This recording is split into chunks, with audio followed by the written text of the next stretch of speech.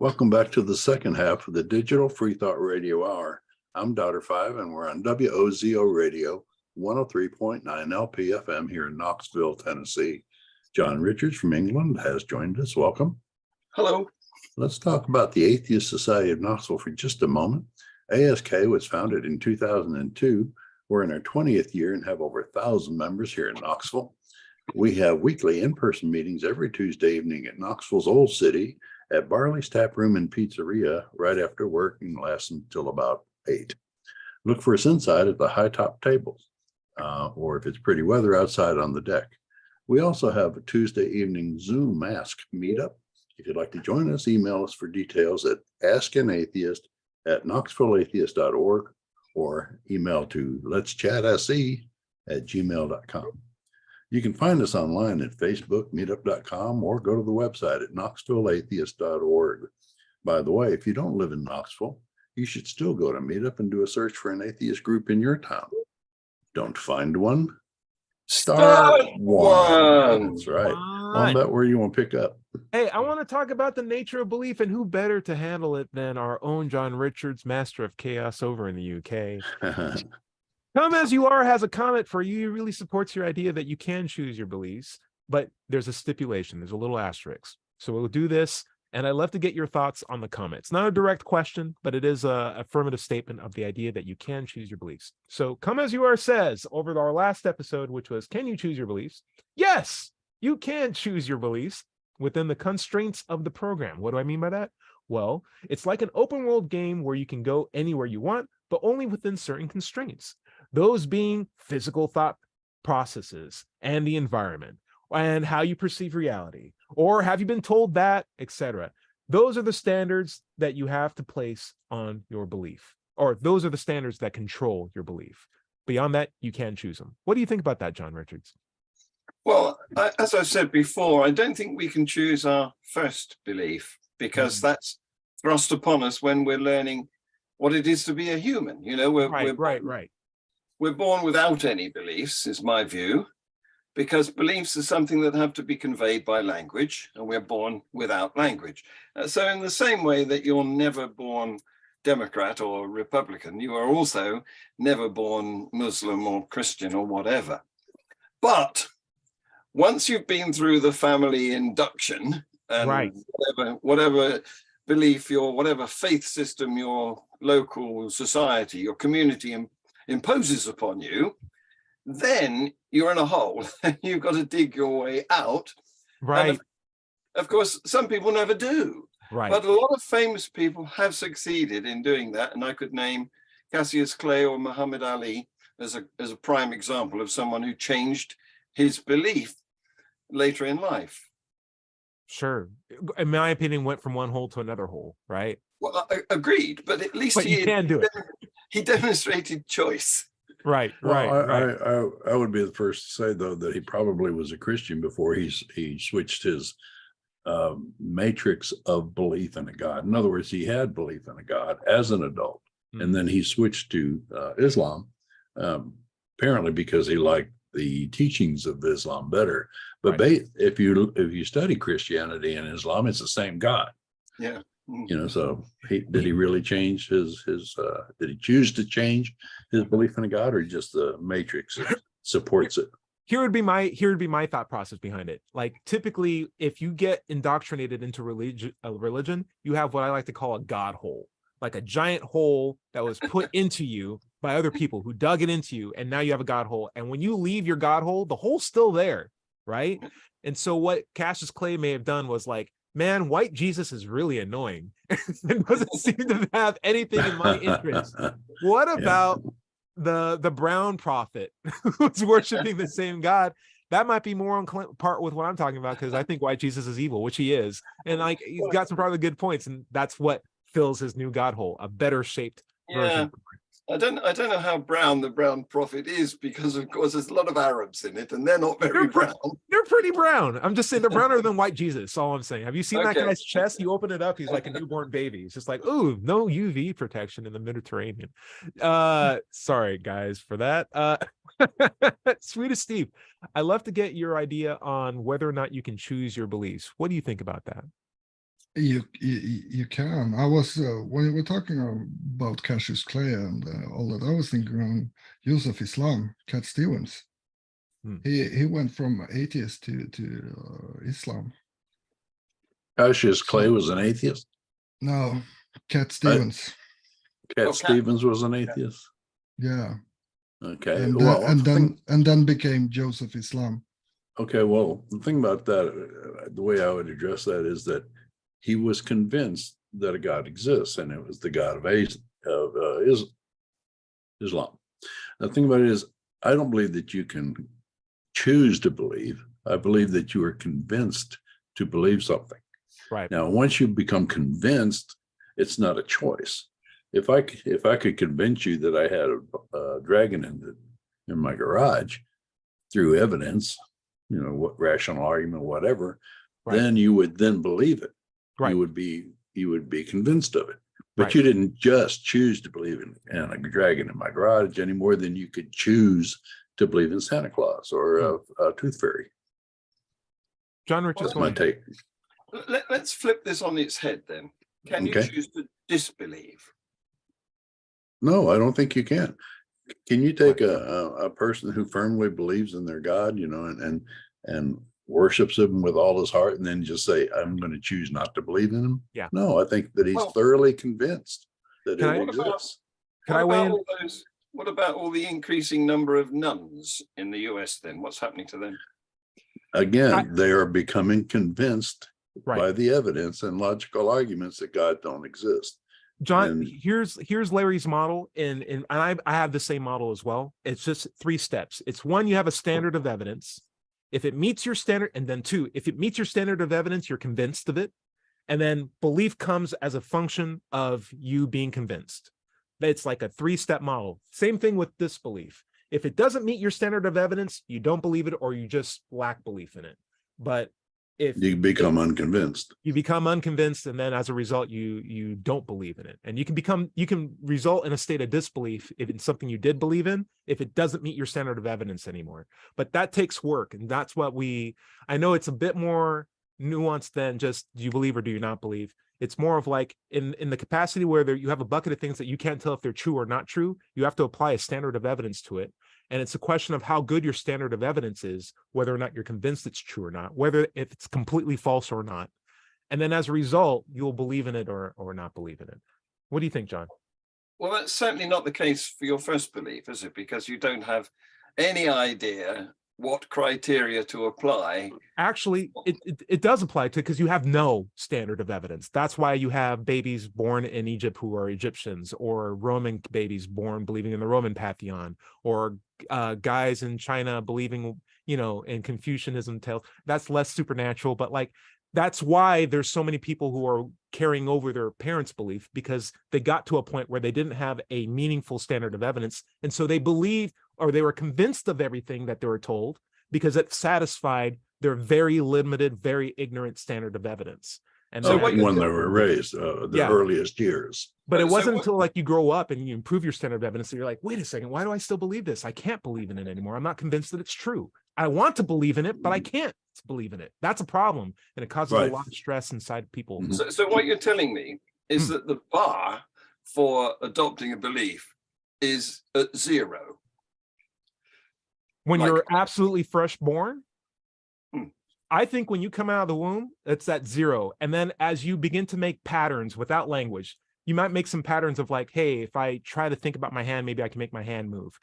This is my parent. She's taking care of me. If I cry, I get milk. Okay, if I knock this over the table, it falls. There's patterns here that I'm observing. People are making sounds and they're pointing at me and looking at me when they say certain sounds. Maybe I'll recognize that as like my name, and I can start calling other things names too. Oh, okay. Words have meanings. And now I'm going to keep using this pattern. And now I understand words. And now people are telling me with words that I understand about God and how to be kind to people, and that there's a person who's always looking at me, and I'm believing them because I've always trusted them. They're the people who've always taken care of me.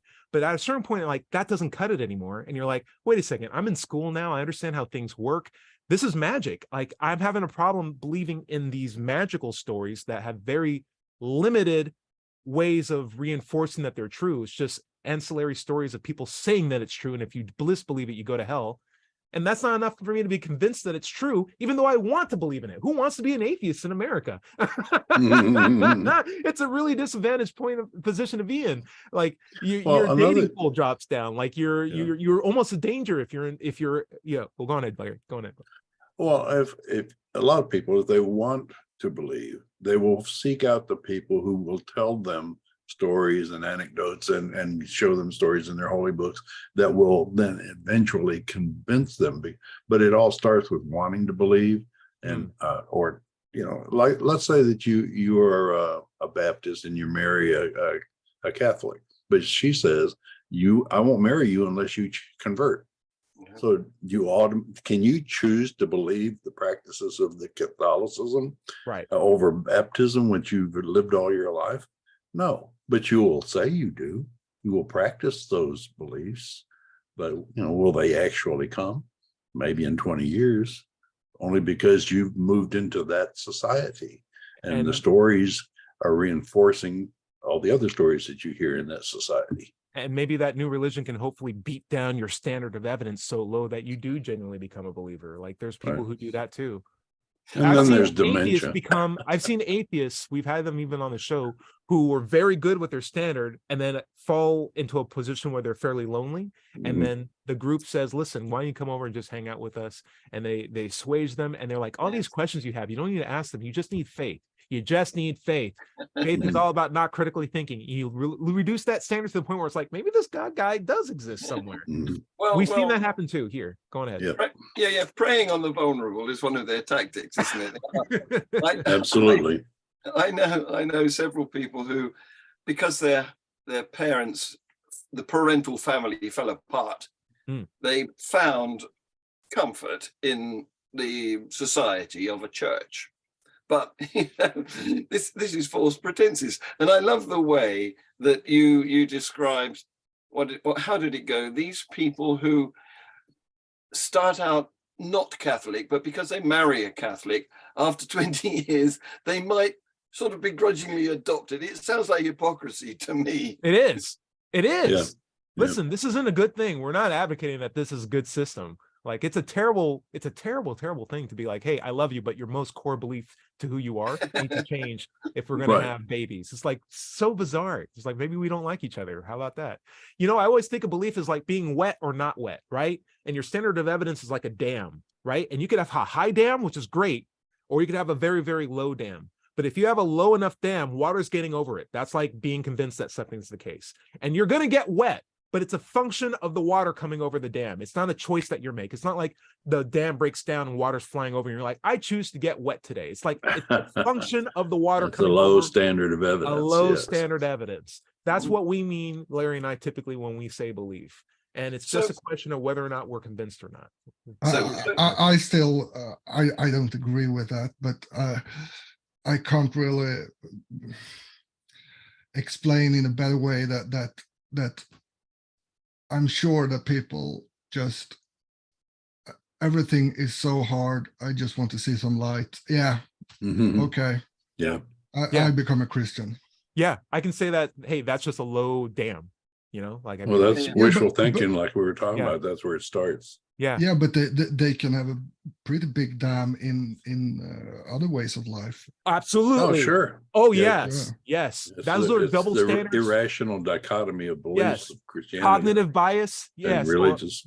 Cognitive dissonance. Absolutely. And that frustrates me really badly because it's like watching a guy build a giant wall dam. I have guys who are in our lab, scientists, very smart guys who have very, very high dams for every scientific principle for all the experience we do, but are religious.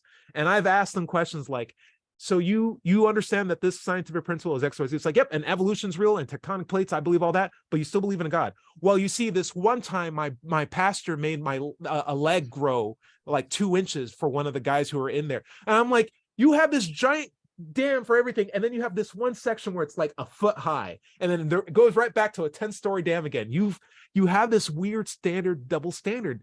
And yes, that really bothers me. I see that. But that's really a fake evidence. Oh yeah, he has been shown. Yes, I mean more. A person knows full-hearted that this can't be true by all logical means, but I choose to say that he believes. Yeah. See, there's a difference there. That's the difference. I don't think there has to be different. It can be different, but I believe or I think that people can choose just to brighten up their day or something to start believing.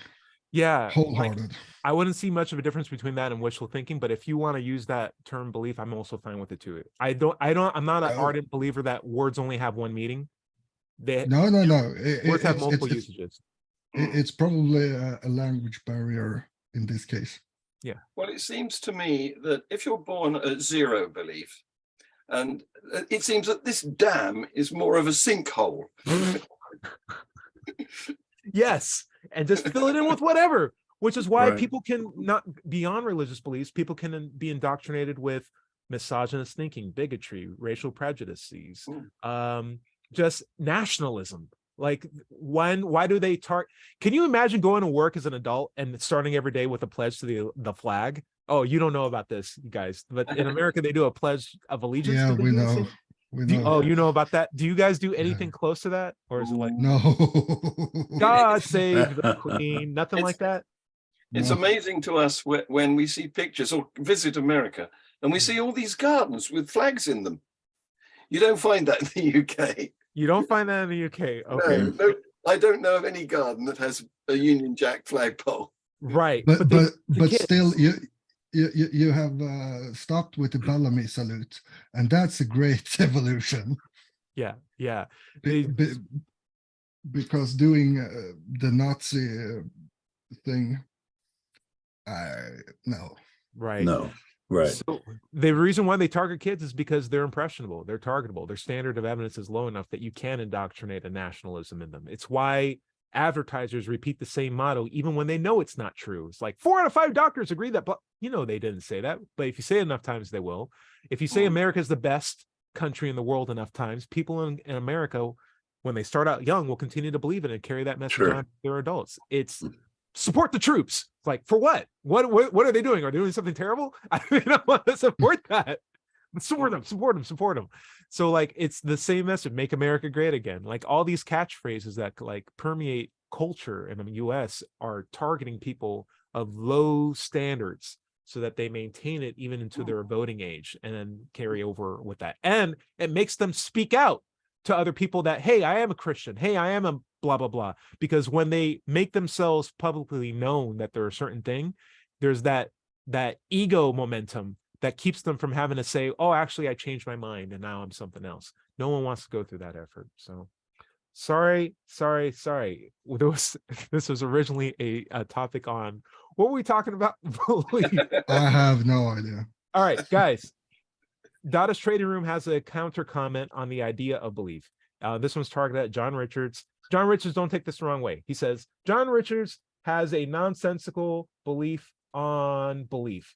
He doesn't understand what it means to believe. If one is aware that something is nonsensical, they don't believe this thing exists in reality. So how can they logically say that they believe in that? I'm trying to understand sense. Does that make sense to you, John? Nope. All right, let me try reading it one last time, Dadas.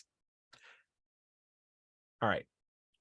Or John Richards' statement that you can believe in nonsensical beings is nonsensical, or they don't believe what to believe means. They don't understand what the word means. If one is aware that something is nonsensical, they don't believe this thing exists in reality. So how can they logically say that they believe in that? I get it. So it's sort of like saying, hey, if you believe that Santa Claus doesn't exist, how can you choose to believe? If you know that Santa Claus doesn't exist, how can you choose to believe in Santa Claus? If you know, that's what he's saying. He's saying, if you know something isn't true, how can you choose to believe in it? That's what he's asking you. Do you understand that? Well, yeah. This is the difference between belief and knowledge here, isn't it? Because a belief is an attitude. It's, a positive attitude if it's a belief in something, or a negative attitude if it's a disbelief towards some proposition. But knowledge, I would contend that knowledge is something different. It doesn't matter what attitude your brain has towards it. It's out there, and it's unaffected by who believes in it, how many people believe in it. It's information that anybody with the right equipment can gather. Okay. It's immune, it's not vulnerable to belief. So, Swedish Steve, you also support that belief is an attitude? Yeah. Wholehearted. Okay. Like I said, I'm aware that there's different usages of words, especially in English, especially across so many different cultures. I would just say, like, just make sure we understand what we say when we say belief, because I think, John Richards, you understand what you mean when you say belief, but other people may not when you say it, because different people just have different usages of that word. It is a word. It is a word. There are lots of words like this, but this is a particularly pertinent one. It's a word that has more than one meaning. Right. It can be used, and I wouldn't use it for this purpose myself. It can be used for mere acceptance of known information. Like, I believe in the force of gravity. Well, you don't need to. Right. You're wasting your time. There's nothing to consider there. It is a fact. Don't jump out the window. It doesn't change either way. Right. Yeah. But there is another way of using belief, which is a preference for a dubious proposition. Like, I believe my horse will win this race. Well, go on, but it's not going to make a ha'porth of difference. Right. Like, I believe my sports team will win the championship. Exactly. Like, you don't have a way of testing that until you actually see it, but you can. And then afterwards, your belief or disbelief is irrelevant because it's happened and it's now a piece of knowledge. And I also believe that you can have unwarranted beliefs. Like, you can believe in things that are absolutely not true. And so if it's ever a question of belief or knowledge, I'm always reliant on knowledge, right? I'm always going to be reliant on knowledge. And in the place where I don't have knowledge to confirm a belief, I would choose not to have the belief, which doesn't necessarily mean that I disbelieve in the claim. It just means I'm withdrawing my belief, or I have no belief because I can't be convinced that it's true. You're not convinced. Yeah, that's fine. Yes, you can sit in the middle. I'm sitting on the not believing side. There is no middle ground there. It's like, you either believe it or you don't believe it, and I'm sitting on not believing, which isn't the same as disbelieve it, positively disbelieving. It's just, hey, I'm with the guys who aren't believing you, and you got to make a better claim or a better statement. It's an interesting thing, guys. Larry, how are we on time? We're getting pretty close. We need to start winding down. Okay, we can start winding down. Well, I've got lots of things to say. How the devil are you, and what stuff could we check out? Yeah, well, on Tuesday, the AUK, Atheism UK organization, staged an event in London in the very famous Conway Hall, which is the home of the Ethical Society. I think it was sponsored originally 100 years ago by the Bertrand Russell family. Anyway, we hired a room there, and we invited Professor A.C. Grayling to come and speak to us. Sadly, we sold lots of tickets on Eventbrite too. Sadly, he fell sick and was unable to attend. It's flu, and you know how that can make you feel horrible, and we wish him a rapid recovery. But I had to run around like a mad thing and provide an alternative, because I didn't know until the lunchtime of the day that he was not going to be able to attend. And this is what I got. I got half an hour of visual contact with the following: Lawrence Krauss, Peter Singer, and Steven Pinker. Excellent. And that's been videoed. And this morning we had an Atheism UK council meeting, and we've decided that we will release that video in pieces. Each speaker had half an hour, and we will release it initially to our membership, make it available only to them, and then subsequently, at a later date, we will release it to the unwashed public. It's not compulsory to be unwashed, by the way. No, look forward to it. Yeah, and that's what I've been doing with my AUK hat on. Of course, I've also been busy with my Free Thought channel. I say my Free Thought channel. We're a team, including Steve. Hello, Steve. Nice to see you here. And Steve is our producer, and so we've got new shows coming up there. There's one later on today, and I hope you'll be able to join us, Ty. I'm down. Let's do it. Great. Excellent. Yeah. So we had a good meeting yesterday with psychiatrist Scott Weigold and anthropologist David Orenstein. When we discussed this very issue, the difference between belief and knowledge and what truth means. And you can see that it's already on Free Thought channel. And please go and take a look and set the notifications, subscribe, we'll do all the usual, like, share, and subscribe. Yeah, I just want to, English is a part of culture. Culture evolves. Culture is going to change. Words will change as a result too, and we'll adopt new messages. The main thing what we shouldn't do is say, hey, I'm going to believe in words meaning only this and crossing my arms and never being open to change or anything like that. That's too conservative.